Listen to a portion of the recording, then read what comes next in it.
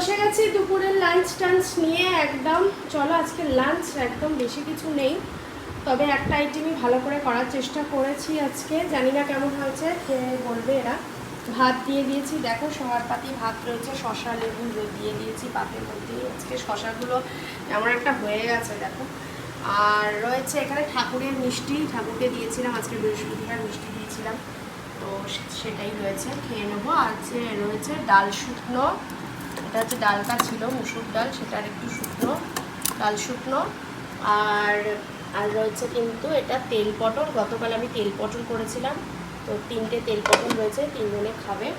আর কিন্তু এটা আজকে স্পেশাল অ্যাট্রাকশান, সেটা হচ্ছে চিংড়ি মাছ দিয়ে আলু দিয়ে কিন্তু ঝাল বা চিংড়ি মাছের তরকারি যাই বলো, এটা করেছি। এটা রেসিপিটা কিন্তু আমি কিন্তু শেয়ার করে দেব অবশ্যই চ্যানেলে, তোমরা যদি দেখতে পারো ভালো লাগবে। অবশ্যই ভালো লাগলে একটা